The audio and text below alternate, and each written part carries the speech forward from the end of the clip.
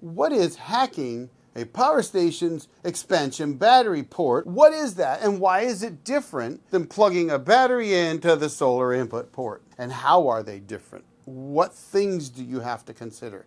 Let's get into it. First off, let me tell you, there is a big difference between hacking a battery expansion port or cable and plugging a battery into the solar input on your power station. Plugging a battery into the solar input of a power station is just fooling the power station into thinking that it has a solar panel that it can draw power from to charge up the battery. That's it. And doing that is going to deplete the battery that you plug into the solar input because it can't be charged by the power station. You can add a charger to it. You can add solar panels with a charge controller to that battery. That can certainly be done, but the power station's not going to charge it up when it's plugged into the solar input because a solar input is just that, an input. In fact, today they use an MPPT, which is maximum power point tracking charge controller, to control the power they're getting from those solar panels, or in this case a battery, so that they're charging up the onboard battery correctly with the correct voltage and drawing the right amount of amperage to get that battery topped up, fully equalized, good to go. And you could use any battery you want doing that, though you need to make sure that the battery falls within the minimum and maximum of the solar input voltage. It's always going to say a minimum voltage and a maximum voltage, like perhaps 12 volts and 60 volts. You got to be between that. If it says, say, 20 volts and 140 volts, a 12-volt battery is not going to do you any good because it's not 20 volt.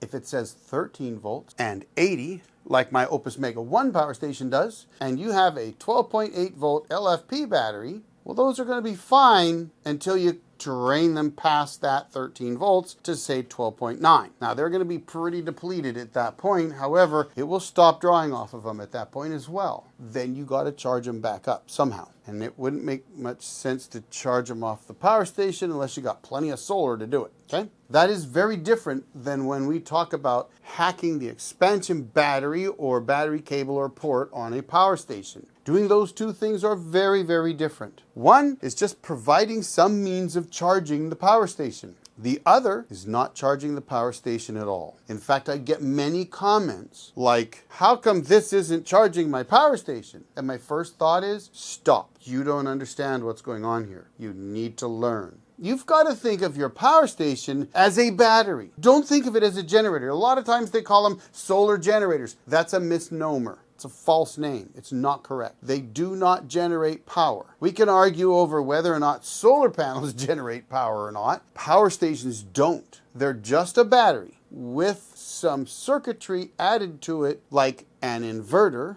and some step-down converters to go from the onboard battery voltage to, say, 12 volts or a USB port voltages and that kind of thing, and a charger so that you can plug it into the wall, charge it up that way, and a solar input so that you can charge it up via solar panels. But notice the theme here, charge it up. It's a battery. It's primarily a battery with all those extra things added to it. That means that you can charge that battery through those other things, the AC charger or the solar charger. That's it.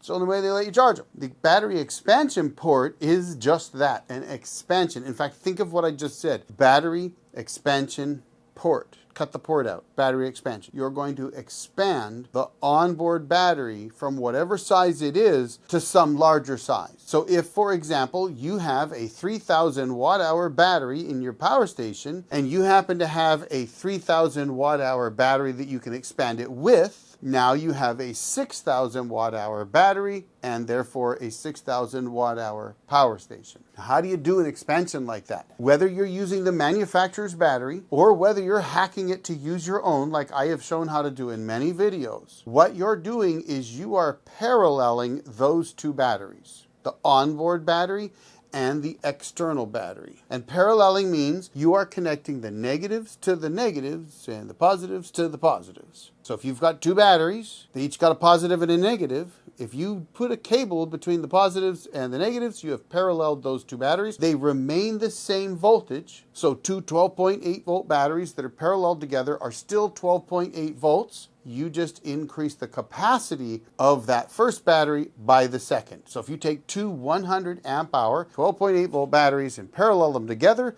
you now have a 200 amp hour 12.8 volt battery. We call those battery banks typically. That's all you're doing when you hack the expansion port or cable of a power station to expand it with your own batteries. Typically, all you're doing is cutting the end off of the cable or cutting it in the middle and putting some ring terminals on it so that you can connect it up to, say, a bus bar or directly to the battery. And you must absolutely match the voltage of that battery. When you do a battery expansion hack, if you've got a 51.2 volt onboard battery, then you need a 51.2 volt expansion battery to parallel to it. This is very important. You don't want to try to use some 12.8 volt batteries you put in series to do that. Now, some will argue that you can do that, and you're more than welcome to do it yourself. It's a free country. I personally would not do it. But hey, we're all free to go out and do whatever we want to do. And my channel is not a this is how you do it channel anyway. This is a what I've been doing channel.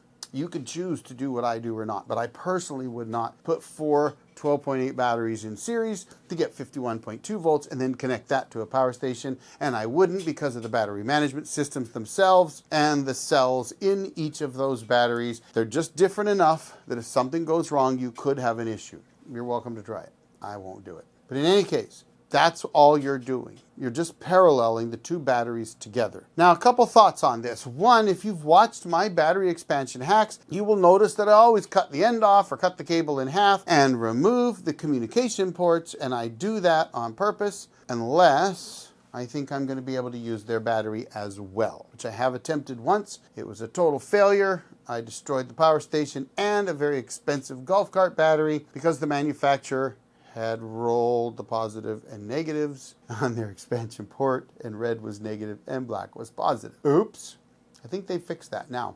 However, in their defense, they don't make these so that you can do what I do. And, you know, these companies let me review their units, and then if they don't watch my channel, that's their fault because they always say they do, and I do this all the time. That's what I do. I like to find out if I can make things work. If you're going to do this, you have to understand, A, you need the same voltage. B, both the power station and the battery need to be at 100% state of charge and done equalizing. Somebody pointed that out to me recently, and I think that's good advice as well. You want them to be within a half a volt if possible. I'm going to tell you, I have done it a little further apart than half a volt. I've had no problem doing that. I have read many times that you can get a large inrush current from one battery to the next if they're out of sync like that. I have not seen it when they're within 1 to 1.5 volts. Typically, though, if they're both at 100% state of charge, the BMS should protect them and prevent that. So I don't see it. In any case, folks, I hope that clears this issue up for you. I hope that makes sense and you understand that using a solar port is just charging the onboard battery, and using a battery expansion port to add your own battery, or frankly the manufacturer's battery, is actually expanding the total battery capacity itself. You're not charging it or discharging. They should charge and discharge together. That would be a true parallel situation. So thanks for watching, folks. If you've got any questions, drop it in the comments down below. I always read them and always try to answer them, so thank you very much for that. And thank you to all my members. Thank you so much for supporting the channel. Meanwhile, folks, I'm going to throw another video right over here for you to check out, just for you, honestly. Check it out. Y'all have a great day. The old Jarhead out.